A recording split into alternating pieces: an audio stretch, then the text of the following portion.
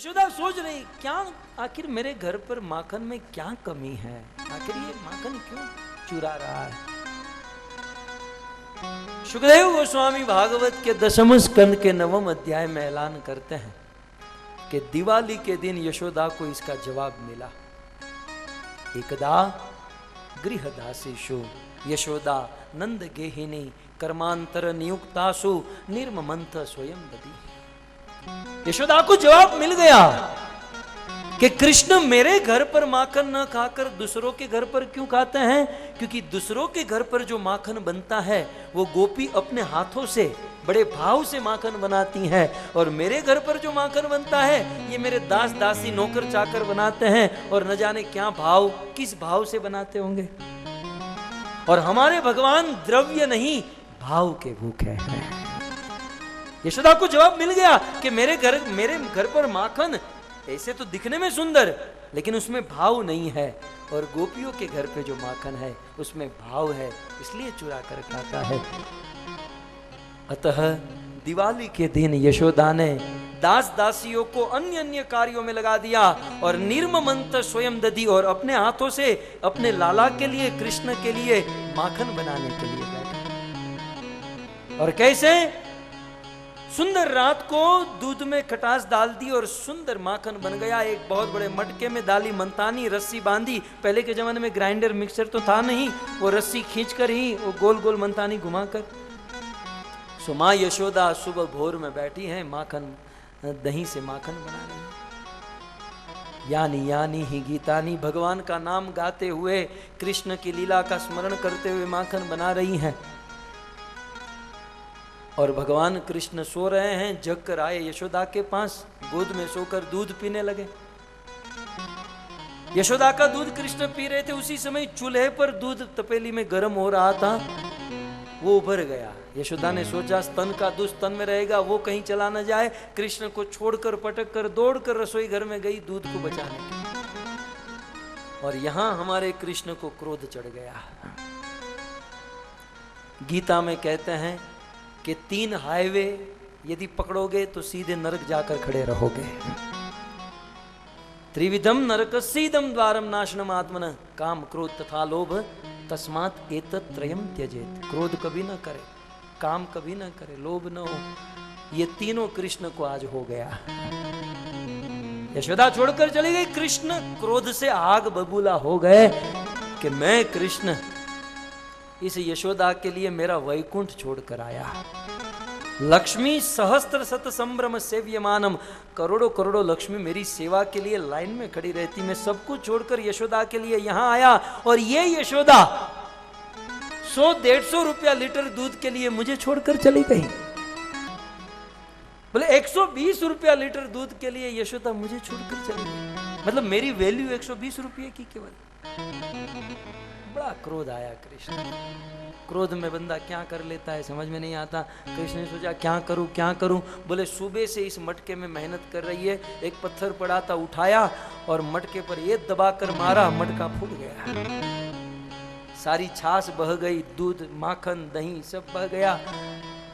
फोड़ते फोड़ तो दिया, लेकिन जब बहने लगा कृष्ण को बड़ा टेंशन आने लगा, यार नहीं फोड़ा होता तो अच्छा। कृष्ण भागकर किसी और कमरे में छिप गए। यशोदा जब बाहर आई और फटा हुआ सब कुछ बिगड़ा हुआ देखा। अब तक यशोदा को विश्वास नहीं था गोपियां सच बोल रही है, लेकिन अब तो कंफर्म हो गया कि जो अपने घर पर मटका फोड़ सकता है वो दूसरों के घर पर क्या नहीं कर सकता। यशोदा ने हाथ में छड़ी उठाई और कृष्ण को पकड़ने दौड़ी। जैसे पर्दा हटाया कृष्ण उखल से कूदे, कृष्ण आगे आगे, यशोदा मैया पीछे पीछे। घर में कभी इस कमरे में कभी उस कमरे में, कभी अब घर के बाहर निकले, गोकुल की गलियों में दौड़ने लगे। कृष्ण के छोटे छोटे चरण हैं, यशोदा का मोटा तगड़ा शरीर, राजा की रानी है, खाते पीते घर की है। यशोदा कृष्ण को पकड़ने में पसीने से लथपथ, कृष्ण आगे आगे, यशोदा पीछे पीछे। एक हाथ का अंतर है, ये पकड़ में आया ये पकड़ में आया, लेकिन हमारे कृष्ण तुरंत पकड़ में आते नहीं है। मंगला आरती करो, 16 माला जाप करो, 4 नियम कथा, ये वो कितना कितना कर, फिर भी हाथ में नहीं आते। गोकुल की गलियों में कभी यहाँ कभी वहां कृष्ण दौड़ा रहे हैं और पीछे पीछे देखते देखते दौड़ रहे हैं।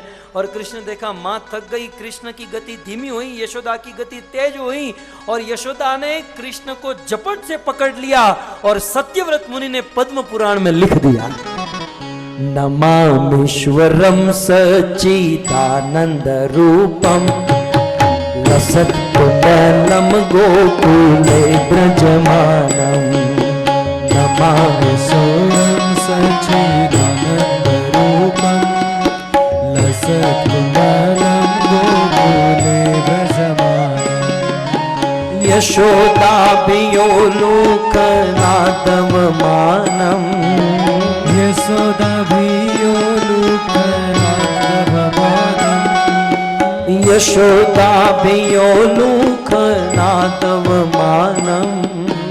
यशोदाभियोलुकनादवमानम्, परामृष्टमत्यन्ततो धृत्य गोप्या,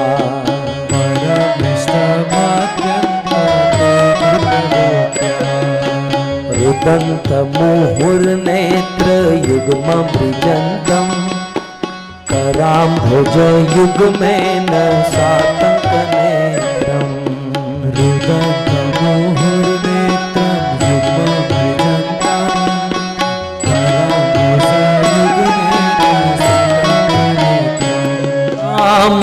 श्वासकं पात्रीरेखाककण्ठ,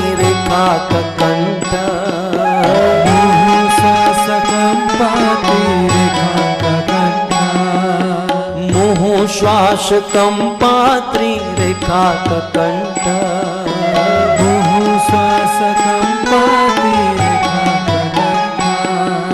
स्थितग्रीव दामोदरं भक्तिवदम्, स्थितग्रीव दामोदरं भक्तिवदम्।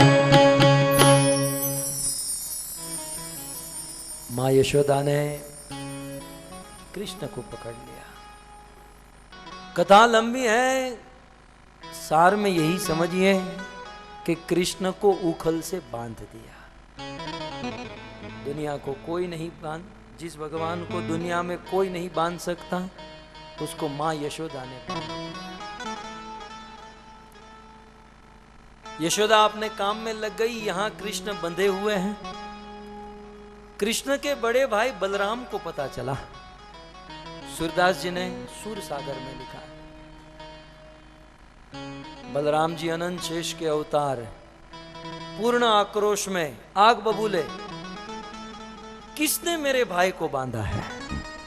जिस किसी ने मेरे भाई को बांधा आज उसकी खैर नहीं, जिस किसी ने मेरे भाई को बांधा है आज उसकी पत्नी विधवा होने वाली है, आज उसके बच्चे अनाथ होने वाले हैं, आज ये पृथ्वी का गोला आज आज आज आज आज वो गया। बलराम जी चिल्लाते हुए, आज मैं उसे मार डालूंगा, काट डालूंगा, ये करूंगा, वो करूंगा, बड़े चिल्लाते हुए घर पर आए। और घर पर आए तो पता चला कि माँ यशोदा ने बांधा है, सारी हवा निकल गई। अच्छा, यशोदा ने बांधा है, तब तो यार कुछ नहीं हो सकता। लेकिन चलो, जिसको बांधा है उसकी खबर लेकर आता है। बलराम जी खबर लेने गए, बड़े भाई को देखकर कृष्ण रोने लगे, भैया मुझे मुक्त कराओ, मुझे ये बंधन अच्छा नहीं लग रहा है। बलराम डांटने लगे, मैं पहले ही कहता था चोरी मत करना, चोरी मत करना, आप चोरी किया तो भोग दो। बोले भैया आज के बाद कभी चोरी नहीं करूंगा, लेकिन मुझे यहां से मुक्त, लेकिन कैसे मुक्त करूं? कृष्ण किसी ने भी बांधा होता तो मैं छुड़ा देता, लेकिन क्या करूं, मां ने बांधा है। और ये रस्सी का बंधन नहीं है, ये तो प्रेम का बंधन है। कृष्ण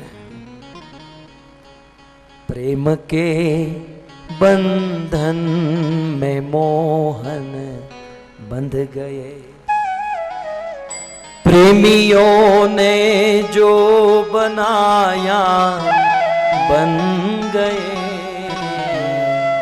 प्रेमियों ने जो बनाया बन गए,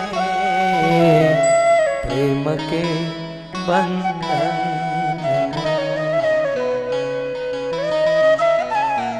बंध गए।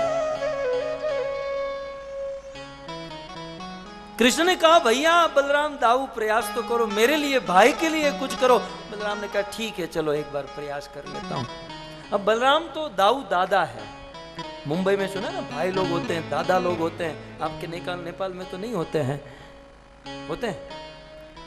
तो ये तो दादा दाऊ दादा गए और सीधे अपने अंदाज में यशोदा से कहते हैं मां आप उसे छोड़ दो, आप उसे छोड़ दो। यशोदा कहती नीचे क्यों देख रहा है, मेरे सामने देख के बोल, या आंख से आंख मिलाकर बोल, नीचे क्या है। मां मैं कहता हूं कि आप उसे छोड़ दो। अच्छा क्यों छोड़ो? मां तू जानती नहीं ये कौन है। अच्छा मैं नहीं जानती ये कौन है, तो तू बता दे, तू बता दे ये कौन है। मां ये साक्षात विष्णु है, विष्णु। आप लोग जिसकी भक्ति करते हो, भजन करते हो, ये विष्णु है। इसी ने सतयुग में वामन अवतार धारण करके 2 कदम में पूरे ब्रह्मांड को नाप दिया। इसी ने नरसिंह अवतार धारण करके हिरण्याकश्यप को फाड़ दिया। इसी ने परशुराम अवतार धारण करके की बात क्षत्रियों का विध्वंस किया। इसी ने रावण खर दूषण, ये इसी ने ही सबको मारा। ये विष्णु है, विष्णु। यशोदा कहती ओ, ये बिल्ली की आवाज सुनकर मेरी गोद में आकर रोने लगता है, मतलब ये विष्णु है। ठीक है ये विष्णु है, अब तू कौन है ये भी बता दे। अब इसका तो तूने बता दिया, अब तू तेरा भी बता दे। मैं संकर्षण, मैं संकर्षण अनंत शेष जिसके अनंत फैन है, और उस फैन पे अनंत ब्रह्मांड खड़े हैं। मां एक बार मस्तक हिलाऊं तो ब्रह्मांड के ब्रह्मांड गिर जाए। जब इस प्रकार से बलराम जी बोल रहे थे तो मां यशोदा ने चुपके से छड़ी हाथ में, ऐसे नीचे छड़ी पड़ी थी, मां यशोदा ने हाथ में ले ली और डंडा दिखाकर बलराम को कहा कि ये सारे अवतार मेरे ही घर में होने वाले हैं। क्या ये अवतारों को और किसी का घर ही नहीं मिलता है? भाग नहीं तो इस डंडे से ऐसा मारूंगी। बलराम जी दुम दबाकर वहां से भागे। ये है ब्रज, ये है ब्रजवासियों का भाव, ये है ब्रज लीला। यह लीला, यह आनंद देने के लिए तो कृष्ण धरती पर आते हैं। और इन्हीं लीलाओं में हमारा मन लगे, इन्हीं कथाओं में मन लगे, यही मनुष्य जीवन का बेनिफिट है, यही प्रॉफिट है।